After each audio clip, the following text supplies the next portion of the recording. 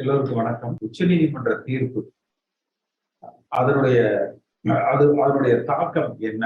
அது சரியான தீர்ப்பா, நடைமுறைப்படுத்தக்கூடிய ஒரு தீர்ப்பா, சட்டப்படியான ஒரு தீர்ப்பா, அண்ணா திமுக விதிகளுக்கு உட்பட்டு செயல்படுத்தப்படுகிற தீர்ப்பா, அது பாரதிய ஜனதா கட்சியினுடைய அழுத்தம் அதுல இருக்கா, பாரதிய ஜனதா கட்சியினுடைய கட்டுப்பாட்டுல அண்ணா திமுக இப்பொழுது பயணித்துக் கொண்டிருக்கிறா?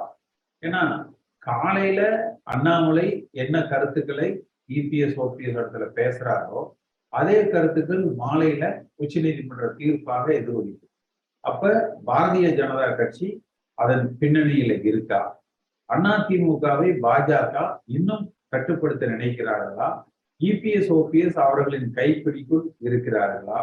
இதுல பாரதிய ஜனதா கட்சி எதிர்காலத்துல அதிமுகவுடைய வாக்கு வங்கியை கைப்பற்றுகிற வகையில தொண்டர் குலத்தை குலைக்கிற வகையில அவர்கள் சுயநலத்துக்கு செயல்படுத்துகிறார்களா? இது அதிமுகவுடைய எதிர்காலத்துக்கு நல்லதா? இது புரட்சித் தலைவர் எம்ஜிஆர் அவர்கள் துவக்கிய இந்த இயக்கம் தொண்டர்களால தலைமை ஏற்படுத்தப்பட வேண்டும் என்றுதான் இருக்கு. ஆனா திரும்ப திரும்ப பாத்தீங்கன்னா ஒன்னா இபிஎஸ்சி இல்லைன்னா ஓபிஎஸ்சி இல்ல ரெண்டு பேரும் சேர்ந்து இதுக்குள்ளேயே பாஜக சுற்றி சுற்றி வந்து கொண்டிருக்கிறார்கள். அவர்கள் அதிமுக ரெண்டு பேரும் சேர்ந்து இருக்கிறோம். அவங்க பஞ்சாயத்து இதுல அதிகமாக இருக்குது. இது அதிமுக கட்சியினுடைய எதிர்காலத்துக்கு நல்லதல்ல. இது பற்றி பல தொலைக்காட்சிகள்ல பல விவாதங்கள்ல நான் எடுத்து வச்ச கருத்துக்களை நீங்க எல்லோருமே பார்த்திருப்பீங்க. அது குறித்து தான் நம்ம இன்றைக்கு விரிவாக பேச இருக்கிறோம். சரி, இவ்வளவு செய்ததற்கு பிறகு ஈரோடு இடைத்தேர்தலில் நிச்சயமாக அதிமுக வெற்றி பெற்று விடுமா? ஒருவேளை அப்படி வெற்றி பெற தவறினால் அதனுடைய தாக்கங்கள் கட்சிக்கு உள்ள எப்படி இருக்கும்? இது கிட்டத்தட்ட பாஜக அதிமுகவை தன் பிடிக்குள் வைத்துக் கொண்டு அடுத்து வருகிற நாடாளுமன்ற தேர்தலில் அவர்கள் வெற்றி பெறுகிற வகையில இந்த கட்சியை கட்டுப்படுத்துறாங்களாம். நம்ம மோடியா லேடியா என்கிற வகையில 40 நாடாளுமன்ற தேர்தலில் 40 தொகுதியிலும் வென்றெடுக்கிற அதிமுக தான் நமக்கு தேவை. வலிமையான அதிமுக, தனித்து நின்று ஆட்சி அமைக்கிற அதிமுக. 2026 அதிமுக ஆட்சி அமையணும்.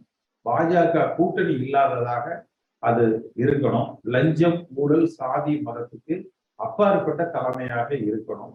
அது தொண்டர்களால தேர்ந்தெடுக்கப்படுகிற தலைமையாக இருக்கணும். இதை நோக்கித்தான் நம்ம பயணிச்சுக்கிட்டு இருக்கிறோம்.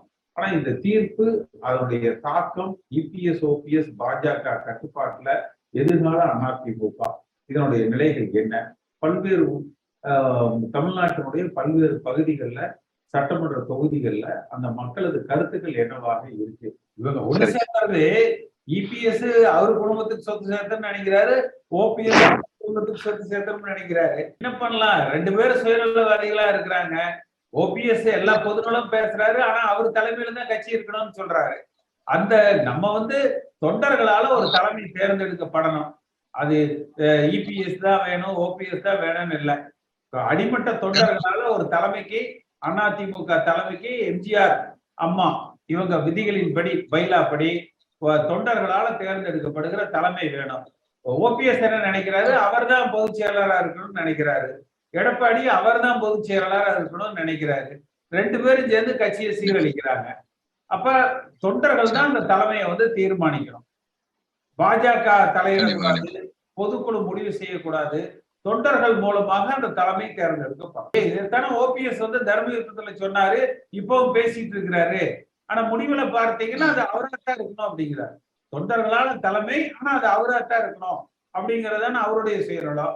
எடப்பாடி பொதுக்குழுவால தலைமை, அது அவர் மட்டுமே தான் இருக்கணும் அப்படிங்கிறது. இந்த ரெண்டு பேருத்த ரெண்டு சுயநலவாதிகளால கட்சியை சின்ன பின்னம் ஆயிட்டு இருக்குது. நம்ம என்ன நினைக்கிறோம்? 1.5 கோடி தொண்டர்களா? எல்லாரையும் லிஸ்ட் எடுங்க, அறிவிங்க, இவங்கதான் எங்க உறுப்பினர்கள்னு. யாராவது விட்டு போயிருந்தா கூட அவங்களையும் சேர்த்துங்க. 1 கோடி வருதோ, 1.25 கோடி வருதோ, 1.5 கோடி வருதோ, 2 கோடி வருதோ வைங்க, எலெக்ஷன் வைங்க. ஒரு பொதுவான நாள் குறிச்சு தொகுதிக்கு ஒரு இடத்துல வாக்குப்பெட்டி வச்சு தேர்தல் நடத்துவோம். அப்ப யாருக்கு அதிக பெரும்பான்மை இருக்குதோ அவங்க தலைமையில கட்சி செயல்படலாம். அப்படி பண்ணினா மட்டும்தான் இந்த கட்சி வலிமையா இருக்கும். இவங்க பிஜேபியில மோடி சொன்னா சரி அப்படின்னு ரெண்டு பேரும் அடுத்து பொதுக்குழுவால அடுத்து இவங்க 2 பேருக்குள்ள எப்பவுமே ஒரு டீல் போட்டுக்கலாம்னு நினைக்கிறாங்க. இதெல்லாம் ரொம்ப நாளைக்கு நிக்காது இல்ல. எடப்பாடி பழனிசாமி ரொம்ப மோசம். ஓபிஎஸ் எந்த விதத்துல எடப்பாடியை விட பெட்டர், அதை சொல்லுங்க. ஓபிஎஸ் அவர் தானே இருக்கணும்னு நினைக்கிறாரு. நீங்க எலெக்ஷனுக்கு தயாரா பெட்டி வைங்க, தமிழ்நாடு முழுக்க 1.5 கோடி பேர் ஓட்டு போட்டு தலைமையை எடுக்கட்டும் அப்படின்னு சொல்ல மாட்டேங்கிறாரு ஓபிஎஸ். அவரு எப்படியாவது பாஜக தலையிட்டு இபிஎஸ் ஓபிஎஸ் ஒரு சமாதானம் பண்ணி இவங்க 2 பேர் மட்டுமே இருக்கிற மாதிரி பார்க்கணும் அப்படித்தான் நினைக்கிறாங்க. அது தப்பு இல்ல. ஈரோடு தேர்தல்ல இப்ப இவங்க எல்லாம் சேர்ந்து ரெட்டலை வச்சு எடப்பாடி கொங்கு மண்டலம் இப்ப ஈரோட்ல இருந்து வர்றவங்க சொல்றதெல்லாம் பாத்தீங்கன்னா உறுதியா ஜெயிச்சிருவோம் அப்படிங்கிற அந்த நம்பிக்கை ஒன்றும் தெரியல. அதனால இந்த தேர்தல் முடியட்டும். முடிஞ்சதுக்கு அப்புறமா நம்ம இது என்ன செய்யலாம்னு ஒரு முடிவு எடுப்போம். இந்த நேரத்துல போய் நம்ம அதுக்கு ஒரு இடைஞ்சல் செய்யற மாதிரி ஒரு முடிவுகள் வேண்டாம். அவங்க அந்த தேர்தலை சந்திக்கட்டும், வெற்றி பெற்று வரட்டும், அல்லது என்ன முடிவுகள் வருதோ பார்த்துட்டு அதுக்கு தகுந்த மாதிரி நம்ம முடிப்போம். இப்ப நடக்கிற அந்த ஈரோடு சட்டமன்றத்துக்கு உண்டான இடைத்தேர்தல் முடியட்டும். அப்புறமா தமிழ்நாடு முழுக்க ஒரு 1 லட்சம் அதிமுக தொண்டர்கள் ஒருங்கிணைஞ்சு அந்தந்த பகுதியில ஆளுக்கு 100 கட்சிக்காரங்க உறுப்பினர்களை அடையாளப்படுத்தி இந்த 1 கோடி பேர் சேர்ந்து தேர்தல் ஆணையத்துக்கு ஒரு மனு கொடுத்து தொண்டர்களால அது 1 கோடியோ 1.25 கோடியோ 1.5 கோடியோ 2 கோடியோ இந்த தொண்டர்களால பெட்டி வச்சு வாக்கெடுப்பு நடத்தி ஒரு தலைமையை தேர்ந்தெடுக்கும். எல்லா அதிமுக தொண்டர்கள் மனசுலயும் இப்ப இந்த தேர்தல்ல மட்டும் இவங்க வந்து ஜெயிக்க 2 பேரை விரட்டி அடிக்கிற வேலையை செய்வாங்க. நிச்சயமா இந்த சட்டமன்ற தேர்தல் இடைத்தேர்தல் முடிஞ்சதுக்கு அப்புறமா எல்லா அதிமுக தொண்டர்களையும் நம்ம ஒருங்கிணைச்சு ஒரு ஒற்றை தலைமையை, ஒன்றுபட்ட அதிமுகவை லஞ்சம், ஊழல், சாதி, மதம் இதுக்கு அப்பாற்பட்ட அதிமுக தலைமையை நம்ம உருவாக்குவோம். என்னுடைய மனப்பூர்வமான நன்றி. இந்த காணொலியை காணும் தமிழ் உள்ளங்களுக்கு ஒரு அன்பான வேண்டுகோள். சேனலை சப்ஸ்கிரைப் பண்ணிட்டீங்களா? பண்ணலனா மறக்காம சப்ஸ்கிரைப் பண்ணுங்க. சப்ஸ்கிரைப் பட்டனையும் பெல் ஐக்கனையும் உடனடியாக கிளிக் பண்ணுங்க. உங்கள் அன்பும் ஆதரவும் என்றைக்கும் எங்களுக்கு தேவை. நன்றி.